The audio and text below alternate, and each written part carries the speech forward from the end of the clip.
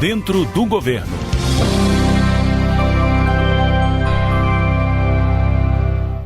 Olá, eu sou Carla Vatier e está começando neste momento o programa Por Dentro do Governo, uma produção da Secretaria de Comunicação Social da Presidência da República com a NBR. Nós teremos a participação de emissoras de rádio de todo o país e também dos internautas. E com a gente hoje aqui no estúdio está o ministro do Turismo, Vinícius Lumertz. Muito obrigada pela sua presença, seja bem-vindo, bom dia para você. Bom dia, Carla, bom dia a todos os nossos ouvintes. Brasil afora hoje, né? Isso aí. Bem, você que nos acompanha também pode participar, envie sua pergunta, anote aí, facebook.com/Palácio do Planalto ou ainda pelo Twitter no @Planalto.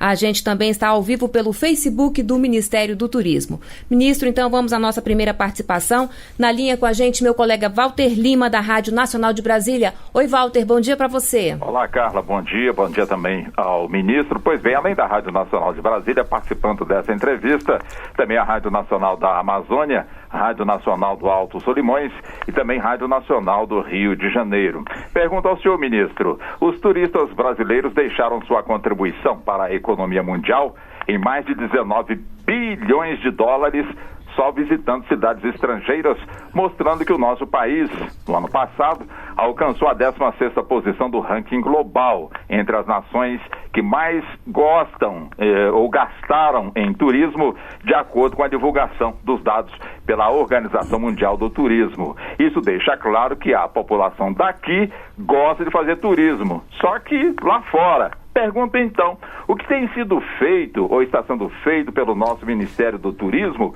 para motivar o brasileiro a ter essa mesma disposição de viajar a passeio aqui dentro, nesse país que sabe encantar seus visitantes, mas que ainda não foi descoberto pelos seus nacionais? Bom, primeiro, Walter, uma alegria poder estar falando com tanta gente, não só aqui em Brasília, mas em todas as rádios ligadas à Rádio Nacional. O Brasil é um país que tem 206 milhões de viagens por ano. Os brasileiros viajam pelo Brasil. O Sebrae fez uma pesquisa sobre o primeiro desejo dos brasileiros, e eu fui Sebrae há muitos anos, fui diretor nacional aqui do meu estado, em Santa Catarina, e o primeiro desejo do brasileiro é conhecer o Brasil. E o brasileiro, nós temos hoje 60 milhões de brasileiros que viajam pelo Brasil. Nós temos que mobilizar outros 40 milhões para viajar. Esse é o desafio, que o brasileiro viaje internamente pelo Brasil. Então, se nós temos brasileiros que viajam para o exterior, em torno de 7, 8 milhões de brasileiros que também vão comprar, e outros aqui pela América Latina, nós temos muito mais brasileiros viajando pelo Brasil. Então, o nosso desafio, primeiro, é fazer com que viajem mais pelo Brasil, e o segundo, que venham mais estrangeiros viajar para cá. Internamente, o que foi feito recentemente? Nós desregulamentamos a questão dos voos charters. Então, há a expectativa de mais 10 milhões de brasileiros que poderão também voar internamente, mais 10 milhões. Dos 60, nós queremos mais 10 milhões. Isso é desburocratização. Além disso, no ano passado, dos Estados Unidos para cá, foi feita uma abertura dos chamados céus abertos. Nós tivemos um limite de voos de norte-americanos para o Brasil. Havia um limite, uma cota, saiu, o Senado votou e seguimos em frente, agora para mais países da Europa. Também foram retirados os vistos, aqueles vistos tradicionais, e criados os vistos eletrônicos para os Estados Unidos, para o Canadá, para a Austrália e o Japão. E houve um crescimento de 50% nos primeiros 4 meses de lá para cá. Nós estamos com um projeto de lei no Congresso em regime de urgência, ganhamos por 290 votos contra 50 e tantos, está para votar, onde nós transformamos a Embratur numa poderosa agência de divulgação com um nível de orçamento semelhante aos nossos vizinhos, porque os nossos vizinhos estão investindo muito mais do que nós na promoção internacional. Então, essa Embratur, que eu presidi até recentemente, ela tem poucos recursos em relação o tamanho do Brasil e a sua promoção. Quando o Peru promove, ele promove basicamente Lima, Cusco, são destinos muito reduzidos. Nós não, o Ceará é um Peru inteiro. A Amazônia é mais do que o Peru em alguns sentidos. Se você pegar desde o Pará até o potencial todo amazônico, e assim vai o Sul e o Sudeste, o Rio, o Pantanal, então nós precisamos investir mais. Nós também estamos abrindo o capital das companhias aéreas. hoje limitado em 20%, nesse PL, para que nós tenhamos mais voos no Brasil, mais competição e possam entrar no Brasil as chamadas empresas de custo baixo, as low cost, que já estão chegando na Argentina e no Chile. A questão do Brasil, no final, é atraso. É tempo que o Brasil leva para fazer tudo, não é só aqui não. O custo do Brasil é alto. Então nós estamos derrubando essas barreiras. Com as reformas trabalhistas, nós ganhamos o trabalho intermitente para o turismo. Com as reformas também aqui presentes nesse PL, nós estamos propondo 118 reformas na Lei Geral do Turismo, que é de 2008, né?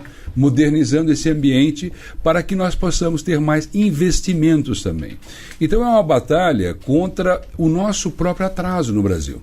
A dificuldade no Brasil é que as pessoas querem que o Brasil mude, mas muita gente não quer mudar, né? Então há muita resistência à mudança. Veja que aqui eu relatei muitas e todas elas foram batalhas difíceis. E todas essas que nós estamos programando, que nós estamos entrando nesse PL, e num próximo que virá, agora nós tiramos os impostos durante 8 meses dos parques temáticos, porque o Brasil tem coisas assim, a importação faz com que um parque temático brasileiro, quando ele compra uma montanha-russa, ele pague 3 vezes mais.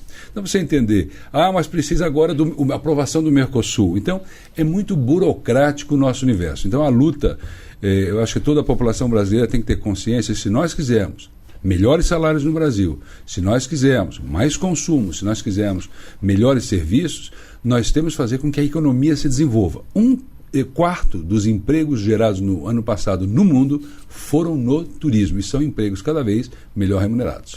Walter Lima, mais alguma pergunta para o nosso convidado? Toda certeza, Carla. E aproveitando o que o senhor acaba de nos afirmar, ministro, em relação à nossa população, a vocação turística no Brasil, de fato, é muito grande. É um país realmente belo, um país que, com toda certeza, enche os olhos de quem visita, principalmente os estrangeiros. Aí pergunto ao senhor, a nossa população, a população brasileira, ela é preparada ou está preparada ou precisa ser preparada para recepcionar o turista, não importa se estrangeiro ou nacional? Bom, nós temos esforços nessa área, não só no Ministério, que tem mais de 600 mil matrículas com o MEC nessa área, mas no SENAC, o SEBRAE. Há um esforço dos estados, dos municípios, sempre na direção da capacitação.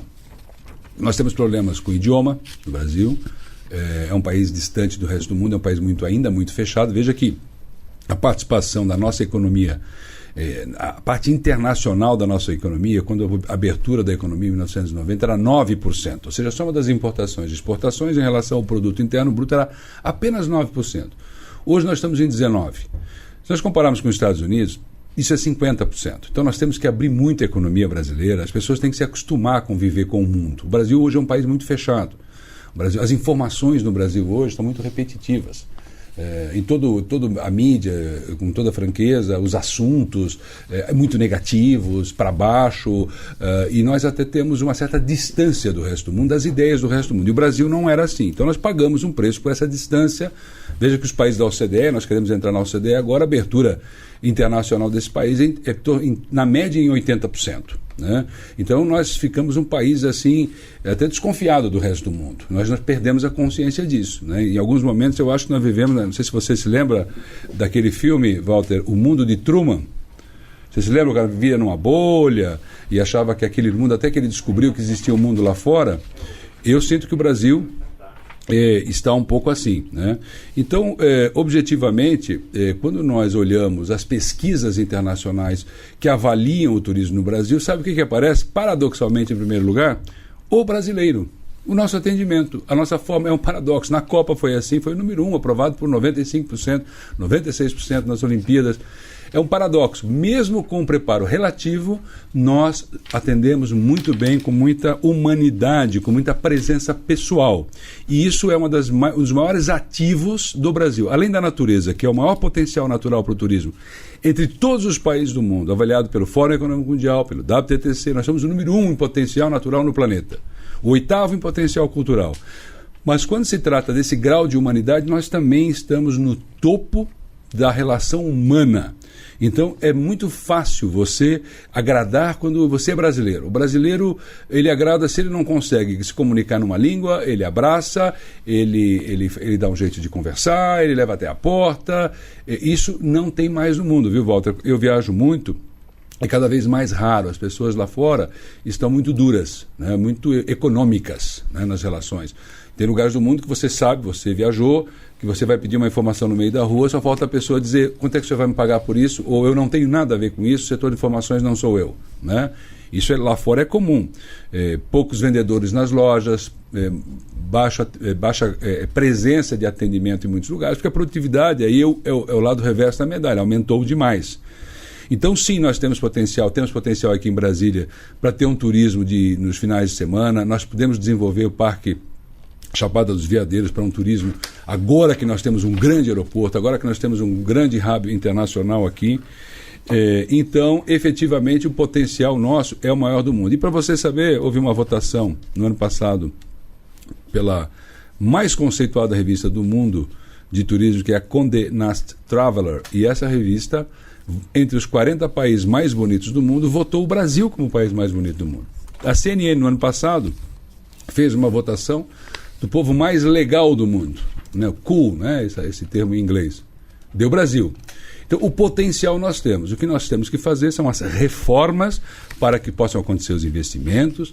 Nós precisamos dar prioridade política. E aí eu pergunto a todos que estão nos ouvindo, nas eleições municipais, nas eleições estaduais e mesmo nas eleições nacionais, o turismo é apenas, na minha opinião, ainda em grau muito alto, uma prioridade retórica, mas na prática, quando nós falamos de eleições, há uma compreensão muito baixa da importância estratégica no nível do município, do Estado e da União, da importância de quem gerou no ano passado 1/4, ou 20%, quase um quinto dos empregos, para ser mais exato, 20% dos empregos que foram gerados em todo o planeta. Então, se nós colocarmos o turismo em primeiro lugar, nós vamos ter os resultados que você, eu imagino, estejam inseridos no conteúdo da sua preocupação sobre a questão da capacitação.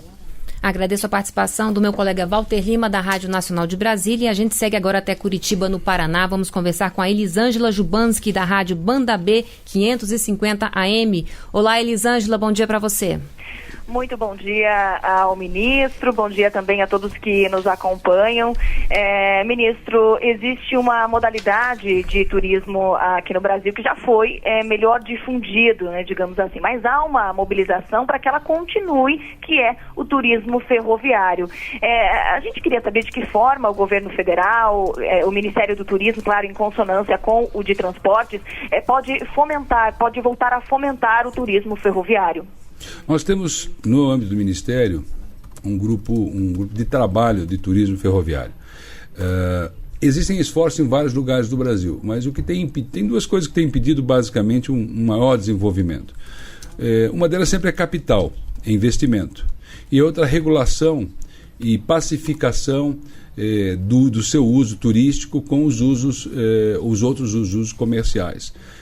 Então, nós temos acompanhado o desenvolvimento em vários lugares, e a sensação que eu tenho, não só aqui, mas em geral, é que nós temos que mudar um pouco a forma de pensar no desenvolvimento desse tipo de atividade no Brasil. Não só aqui, mas nos parques naturais também, não só aqui, mas nas cidades históricas também, não só aqui, mas nas orlas também, na direção do investimento privado. Nós temos que buscar fazer mais concessões, mais PPPs e nos apoiarmos menos no investimento direto de governo, para fazer coisas estatais, né?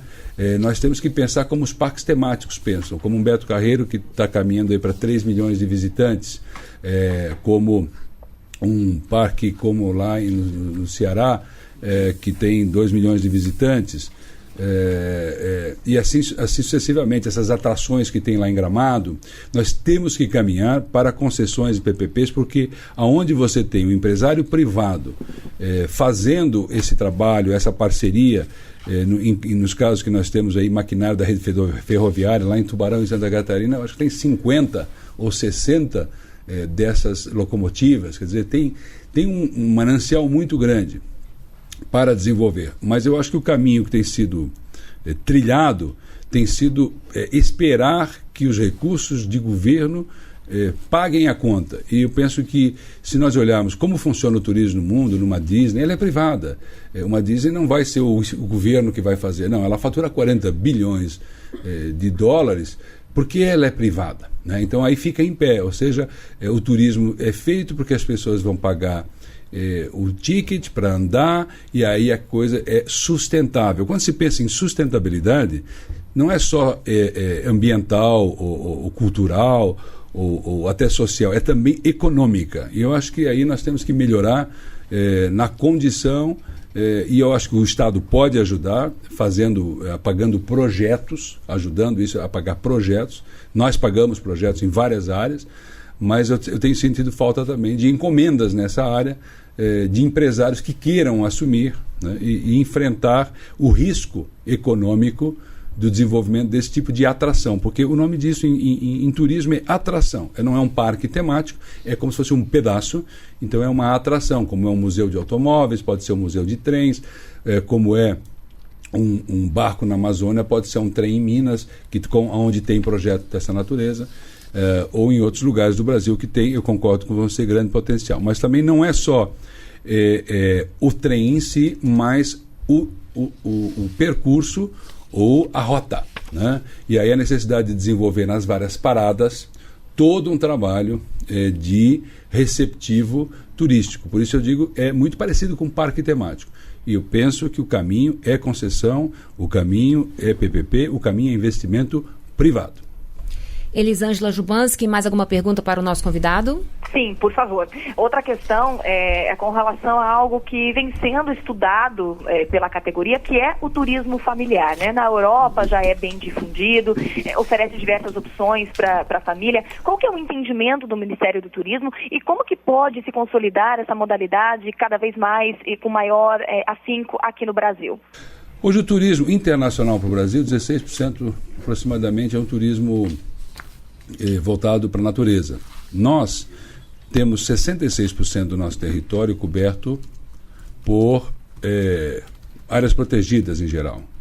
Os Estados Unidos da América, que tem mais ou menos o mesmo território, tem 19% do seu território coberto por reservas naturais. Veja, Elisângela, que nós temos um território mais de 3 vezes maior em reservas naturais do que eles. Só que eles têm 330 milhões de visitantes em parques. E nós que crescemos 20% no ano passado, chegamos a 9 milhões. Ou seja, nós temos um caminho a percorrer enorme. Principal problema hoje. O principal problema hoje está na questão do ambiente jurídico, da questão do desenvolvimento das chamadas áreas protegidas, ou seja, daquela parcela que é chamada parque natural. Veja, a hora que você tem 330 milhões de visitantes nos Estados Unidos e só 9 milhões no Brasil, mesmo tendo crescido 20%, você vê que tem alguma coisa de errado por aqui, né? E o que está de errado por aqui é a falta do mesmo raciocínio que eu usei aqui para a questão dos parques, para o turismo ferroviário na pergunta anterior. E qual tem sido a melhor solução? Está aí mesmo no Paraná, no Parque de Iguaçu, é na concessão de serviços privados, porque os investimentos acontecem, já estamos com 2,5 milhões de turistas indo do lado brasileiro, mais 1,5 milhão do lado argentino, porque existem as concessões. Então, onde tiver concessões e PPPs, nós teremos o turismo familiar. E nós poderemos ter isso no Brasil inteiro. Tem estados que têm 10, 20, 30 parques. A questão é que os investimentos não virão do setor público, porque o setor público brasileiro tem que investir em saúde, educação e já está endividado. Então nós temos que liberar esses espaços. O problema aqui, aí vou ser muito objetivo com você, é ideologia, fundamentalmente ideológico. Quem detém o poder sobre essas questões e gera insegurança jurídica no âmbito do Ministério Público, vou ser muito franco, é um caráter ideológico, né? E esse caráter ideológico trata o turismo muitas vezes como se fosse o inimigo da natureza. E não é o principal aliado do meio ambiente e gerador de 65% dos empregos nas comunidades. Educa, você falou família, educa uma nova geração em relação à natureza, cria a condição de bases científicas de operação de interesse brasileiro e nacional, sobretudo por conta da fauna e da flora. Então é tudo de bom ao nosso favor. Nós temos que derrubar de novo as amarras do atraso. Muito obrigada, então, a participação da Elisângela Jubanski, da Rádio Banda B 550M de Curitiba, lá no Paraná. Você está acompanhando o programa Por Dentro do Governo, que hoje recebe o ministro do Turismo, Vinícius Lumertz. Ao final, o áudio vai estar disponível no site da Rede Nacional de Rádio. Ministro, a gente segue agora até Fortaleza, no Ceará. Vamos conversar com a Jocasta Pimentel, da Rádio FM Dom Bosco. Olá, Jocasta, bom dia para você. Bom dia, ministro Vinícius. Sobre os projetos em tramitação no Congresso, com certeza a sua pasta, o Ministério, acompanha isso também. O que é que o senhor pode destacar entre essas pautas de tramitação? Bom, primeiro, parabenizar o Estado do Ceará, e aqui eu quero pontuar muito claramente o trabalho do secretário Arialdo, que tem se destacado internacionalmente e nacionalmente com trabalho em função do Prodetur,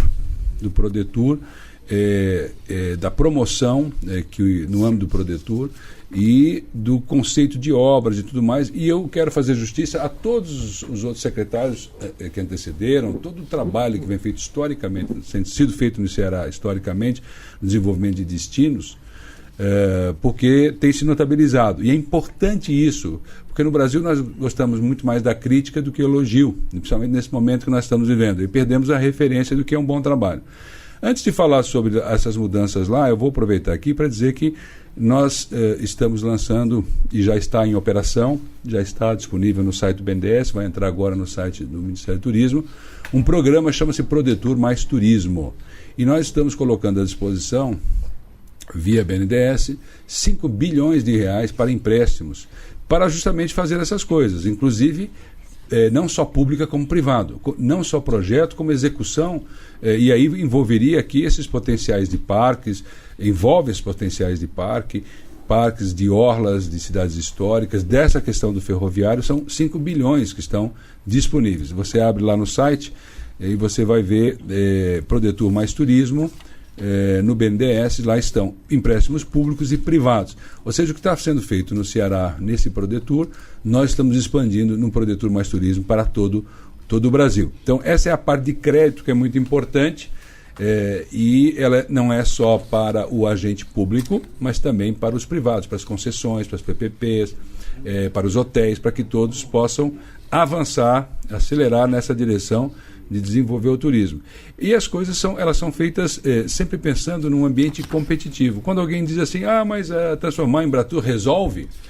Colocar os vistos eletrônicos resolve?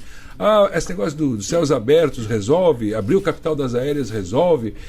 Cada uma delas não resolve tudo. É uma mania errada de achar que haja salvação da pátria em uma coisa. O que há é assim, a conjugação de todas essas mudanças que já foram feitas, como a desregulamentação dos charters, os céus abertos, a questão dos vistos, os vistos que nós vamos buscar automatizar mais ainda, e o que está no Congresso, e eu citei aqui a questão da Embratur, a questão das 118 mudanças na Lei Geral do Turismo e da abertura do capital das aéreas, nessa fase, bem como que já tiramos impostos, aí zeramos para importação de equipamentos para parques temáticos, tudo isso rema na mesma direção, da produtividade, da competitividade, de retirar barreiras e facilitar a vida dos investidores, como é também essa linha de crédito do Mais Turismo, que será lançada proximamente, oficialmente, no seu caráter mais amplo, com a provável assinatura do engordamento da praia de Balneário Camboriú, do grande projeto em Natal, um outro em Foz do Iguaçu, e do primeiro distrito turístico do Brasil em Palmas. Primeiro distrito turístico, uma zona de 10 milhões de metros quadrados, com legislação específica e com a presença de parques temáticos que se concentrarão ali numa primeira versão do que seria uma Orlando. Eles estão tentando, né? Eles estão buscando, e esses outros projetos integrados também.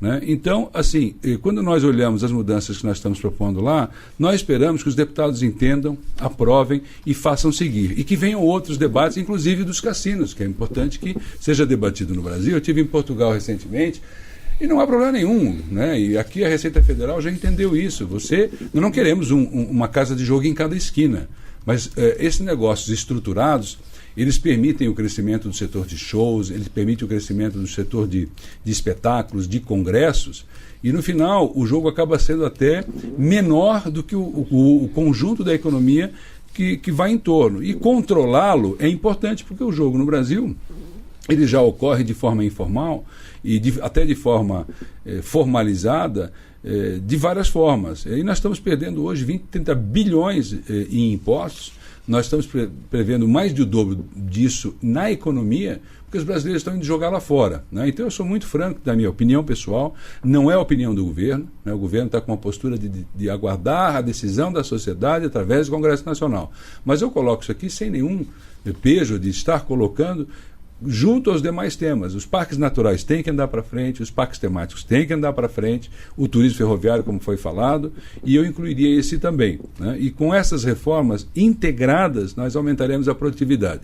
E se nós brasileiros e todos que estão nos ouvindo imaginam que nós pudéssemos ou poderemos ou melhoraremos de vida, teremos melhores salários, ganho real de salário, nós precisamos produzir mais. Um americano produz 5 vezes mais do que um brasileiro. E não é culpa do brasileiro, é culpa desse sistema burocrático, ineficiente, conservador, contra o qual nós estamos nos insurgindo com as reformas. Não só as reformas no nível macroeconômico, mas as reformas também no âmbito do turismo. Se nós quisermos ter mais perspectiva de ganho individual, familiar, e perspectivas para as novas gerações, nós temos que fazer mudanças no nosso país. Não pode o brasileiro achar que tudo tem que mudar, mas o seu setor não.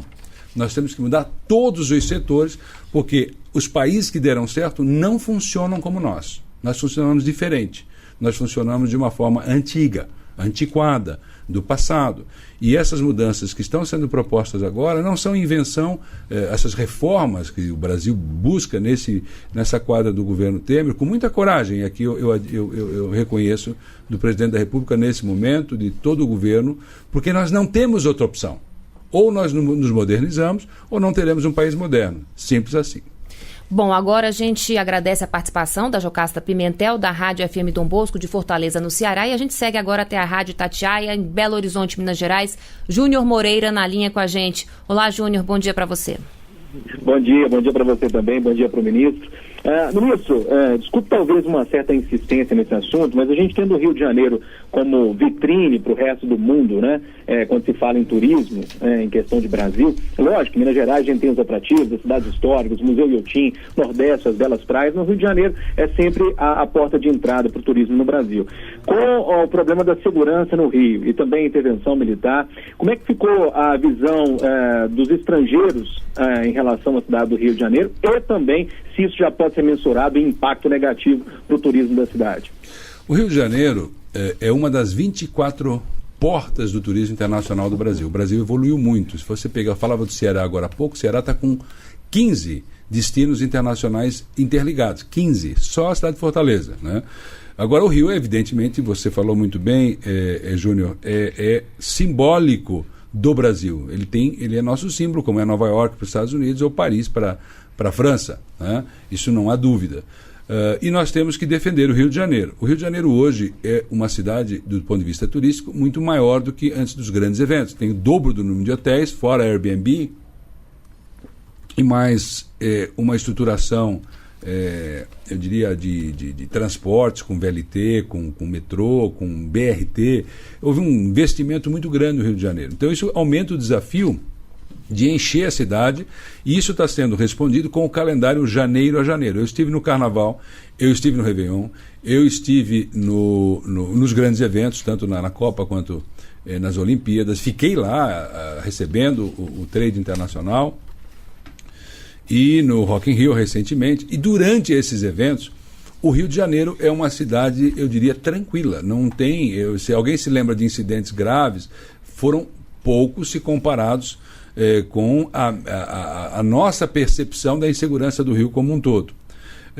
A questão da intervenção, todos nós aqui estamos conscientes do que aconteceu. Houve uma deterioração na segurança do Rio de Janeiro nos últimos 20, 30 anos. Foi um problema que nós deixamos acontecer, com outros graus de insegurança estão aumentando em outras cidades do Brasil. Nós temos um problema no Brasil que não está sendo encarado no nível político adequadamente, que é a questão do crime organizado. Ele é mais sério do que parece. No Rio de Janeiro ele transparece porque existe a guerra das facções, mas ele cresceu muito em níveis de informalidade no âmbito da economia, e todos os setores que recebem dinheiro no Brasil hoje estão abertos para a sedução, dinheiro vivo, onde circula dinheiro vivo, estão abertos para essa sedução desse mundo paralelo que se desenvolveu na Colômbia, que se desenvolveu no território do México, e o Brasil hoje está com a posição de ser o maior consumidor mundial de crack, o segundo maior consumidor de cocaína, e o que o governo está fazendo? Como um território de grande fluxo de drogas. Começou um projeto de longo prazo, controlando as fronteiras, a entrada de armas, e não entendendo o Rio como um problema, e sim como efeito de toda uma cadeia de descontrole e descaso, e dessa ideia do politicamente correto, que muito prejudica, porque a maior indignação sempre é mais com a questão da lógica social, não permitindo sequer que haja um enfrentamento que tornou-se necessário, né? Então, a complexidade da abordagem social de um lado, a abordagem da geração de empregos, aí é central a questão do turismo, da própria crise do Rio de Janeiro, aduzem uma complexidade a esse tema que nós não teríamos sequer aqui a mínima condição de debater, a não ser que fosse um programa, Carla, dedicado, né, de tal complexidade. Mas asseguro-lhe que a única forma de enfrentar além da intervenção, é uma visão estruturada de desmantelamento desse problema, que vai levar tempo, porque é muito complexo, tanto do ponto de vista jurídico legal, tanto do ponto de vista prático do tráfico de armas, que é tão mais complexo que o próprio tráfico de drogas. Então, a sociedade brasileira deve se conscientizar que a primeira coisa é estancar, e isso eu acho que está acontecendo, está sendo estancado, para depois nós marcharmos para uma alternativa de mudança dessa desproporção, desse crescimento que contamina o Brasil inteiro. Eu venho de uma cidade lá em Santa Catarina, Florianópolis, nós tivemos 171 mortes e assassinatos no ano passado por conta desse assunto. O Ceará nós temos acompanhado também.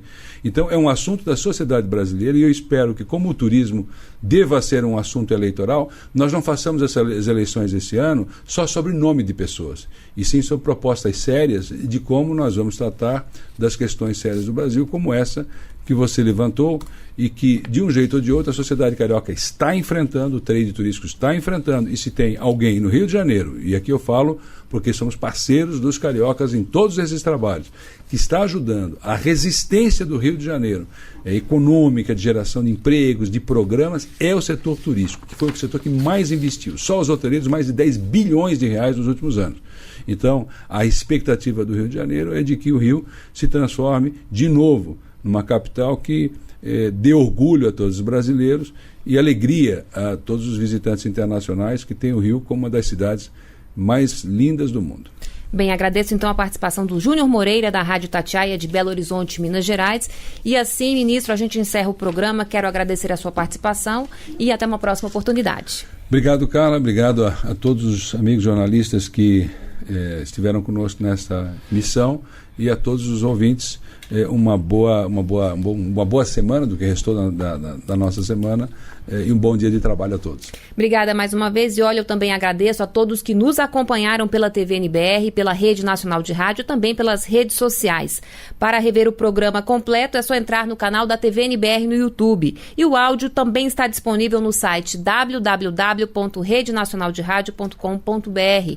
Lembrando que as perguntas que não puderam ser respondidas vão ser encaminhadas para a Assessoria de Comunicação Social do Ministério do Turismo. Muito obrigada pela sua companhia e até o próximo programa.